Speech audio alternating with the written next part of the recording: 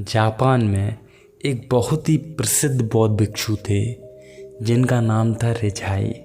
रिझाई दुनिया के शोरगुल से दूर एक जंगल के पास एकांत में एक कुटिया बनाकर रहा करते थे। रिझाई की प्रसिद्धि पूरे जापान में फैली हुई थी क्योंकि उन्हें ध्यान और आत्मज्ञान में महारत हासिल थी। एक बार उनके पास जापान का सम्राट आता है और कहता है, महाराज, मेरा मन अशांत और उसमें हमेशा एक उथल पुथल सी मची रहती है। हालांकि मेरे पास खूब सारी धन दौलत है और सारी सुख सुविधाएं भी हैं जिनके लोग सपने देखते हैं, परंतु फिर भी न जाने क्यों मेरा मन इतना अशांत रहता है। रिझाई ने कहा, इसका जवाब तुम्हें स्वयं ही पता है, बस आप ही ने कभी खोजा नहीं। क्या आप मेरे कहे अनुसार एक प्रयोग करेंगे? इसे करने के बाद आपके जीवन में हमेशा शांति और खुशी बनी रहेगी। सन्यासी की बात सुनकर वो सम्राट आनंदित हो गया और बोला, बताइए महाराज, मुझे क्या करना होगा? रिझाई ने कहा, सम्राट, तुम्हें अगले 10 दिनों तक इसी आश्रम में एक साधारण व्यक्ति का जीवन व्यतीत करना होगा और इन 10 दिनों में आप जितना हो सके उतना शांत रहने का प्रयास करेंगे और अपना पूरा समय अकेले एकांत में बिताएंगे। सम्राट सन्यासी की बात से सहमत हो गया। पहले दिन सम्राट का मन रोज की ही तरह अशांत और उथल पुथल से भरा रहा। उसके मन में सैकड़ों सवाल उठ रहे थे और साथ ही साथ वो इस आश्रम के साधारण से जीवन में बहुत ही असहज महसूस कर रहा था। परंतु रिझाई के कहे अनुसार उसने अपना पूरा दिन बिना कुछ बोले निकाल दिया और चुपचाप एकांत में बैठा रहा। रात होते होते उसे एक अजीब से आनंद का अनुभव होने लगा। उसके अंदर की बेचैनी कम होने लगी। अगले दिन सम्राट एकदम शांत एकांत में बैठा पेड़ पौधों, फूल और ऊपर आकाश में उड़ते हुए पक्षियों को देखता रहा। जिंदगी में पहली बार उसे एहसास हुआ कि उसके आसपास की ये प्रकृति कितनी खूबसूरत है। वह सारा दिन पूरी तल्लीनता से प्रकृति को निहारता रहा और इस खूबसूरत एहसास को महसूस करता रहा। इसी तरह उसके 3-4 दिन बीत गए। इतने दिनों में सम्राट के मन की सारी व्याकुलता और उथल पुथल शांत हो चुकी थी। 5वें दिन की सुबह जैसे ही सम्राट एकांत में बैठा तो कुछ ही देर के अंदर उसकी आंखें खुद ब खुद बंद हो गईं और वह ध्यान की गहराइयों में गोते लगाने लगा। वो पूरा दिन आंखें बंद किए ध्यान में बैठा रहा। ध्यान में ना कोई शब्द, ना ही कोई चिंता। अंदर से वो अंतहीन शांति और आनंद से भर चुका था। अपने बाकी के बचे हुए दिन ध्यान में बिताने के बाद सम्राट सन्यासी से मिला और सन्यासी के पैर छूकर उन्हें प्रणाम करते हुए बोला, मुनिवर, मुझे मेरा जवाब मिल चुका है कि आखिर मेरे अंदर इतनी अशांति क्यों थी। आखिर क्यों मेरे मन में इतनी उथल पुथल और व्याकुलता रहती थी। रिझाई बोले, तो बताओ मुझे कि क्या जवाब मिला। सम्राट ने कहा, महाराज, मैं ज़रूरत से ज़्यादा व्यर्थ के शब्दों का प्रयोग करता था। अपने साथियों के साथ सारा दिन बेमतलब की बातें किया करता था और फिर अकेले में वही बातें मेरे दिमाग में घूमती रहती थी, जिसकी वजह से मेरा मन सदा ही बेचैन रहने लगा और इसी के परिणाम स्वरूप मैं अपने मन को किसी भी काम पर एकाग्र नहीं कर पाता था और फिर मैं अपने लगभग हर एक काम में असफल होने लगा और असफलता की वजह से मैं और भी ज़्यादा उदास और गुस्से में रहने लगा, जिससे मेरा जीवन एकदम नीरस हो गया। लेकिन इन 10 दिनों के मौन में मैंने जाना कि मैं अपने जीवन को कितने गलत तरीके से जी रहा था और मैंने यह भी महसूस किया कि हमको ध्यान करने की ज़रूरत नहीं, बल्कि ध्यान तो एक प्राकृतिक क्रिया है। जब हमारा मन और शरीर स्थिर, शांत और मौन होता है तो ध्यान खुद ब खुद घटित हो जाता है।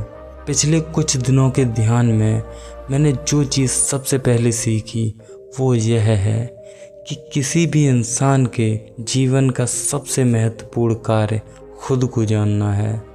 सम्राट की ये बातें सुनकर रिझाई ने कहा, सम्राट केवल आप ही नहीं बल्कि दुनिया के अधिकतर लोग ज़रूरत से ज़्यादा बोलते हैं और ना चाहते हुए भी वे अपना जीवन तबाह कर लेते हैं। रिझाई फिर आगे कहते हैं, गौतम बुद्ध अक्सर अपने शिष्यों से एक बात कहते थे कि दुनिया की सबसे तेज छुरी हमारी जुबान होती है, जो कि बिना किसी खून खराबे के ही लोगों को मार देती है। ये जो हमारे शब्द हैं वो हमारी ताकत और हमारी कमजोरी दोनों ही है।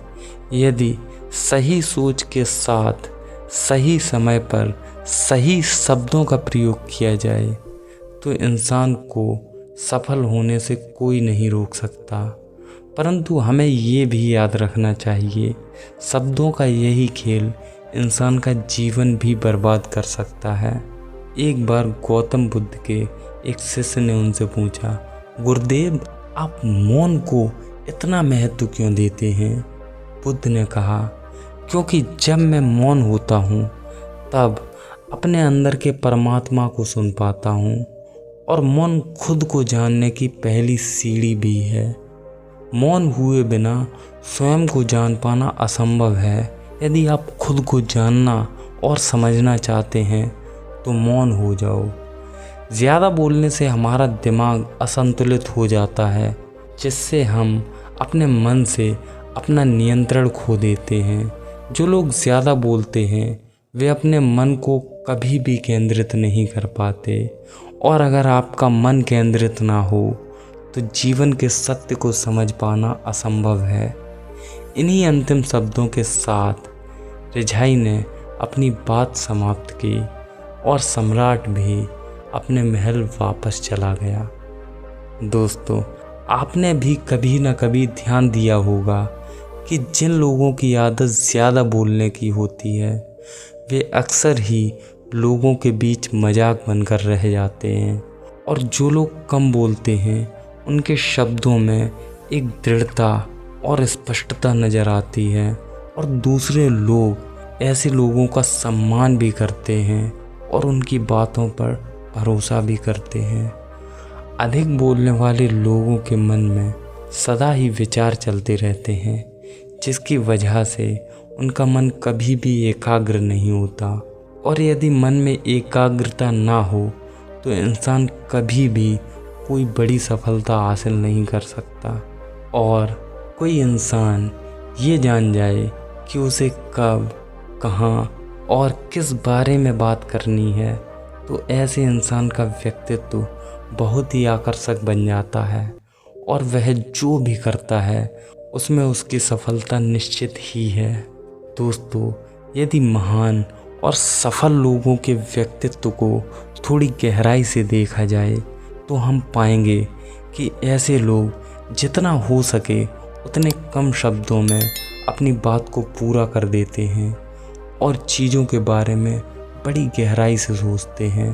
और ज़्यादा बोलने वाले लोगों के जीवन को देखें तो हमें पता चलेगा कि वे लोग अक्सर झूठ बोलने और लोगों की बुराई करने में अपना समय नष्ट कर देते हैं। इसी कारण उनके अपने लोग भी उन्हें पसंद नहीं करते और इनसे बचने की कोशिश करते हैं।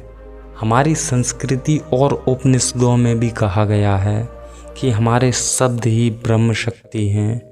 यहाँ ब्रह्म शक्ति से मतलब हमारी आंतरिक शक्ति से है। आंतरिक शक्ति से मौन आता है, मौन से धैर्य, और धैर्य से ध्यान, और ध्यान से हम अपने जीवन के प्रति जागरूक हो जाते हैं। इसीलिए अगर कोई ज़्यादा बोलता है तो वो अपने जीवन से मौन को खो देता है, जो कि हमारे शांत और स्थिर जीवन का पहला आधार है। तो चलिए दोस्तों, आज से कुछ दिनों के लिए हम मौन रहने का प्रयास करेंगे और अपनी बातों को बहुत ही कम शब्दों में समाप्त करने की कोशिश करेंगे।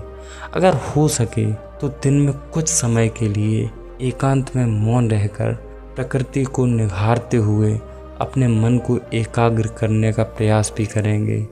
मुझे पूरा भरोसा है यदि हमने मौन को कुछ दिनों के लिए ही अपनाया तो ज़रूर ही इससे हमारे जीवन में सकारात्मक बदलाव आएगा, और हो सकता है कि हम में से कुछ लोग उस सम्राट की भांति खुद को दोबारा से खोज लें।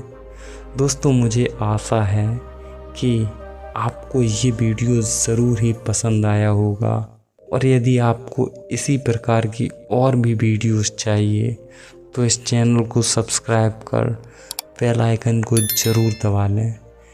वीडियो देखने के लिए धन्यवाद।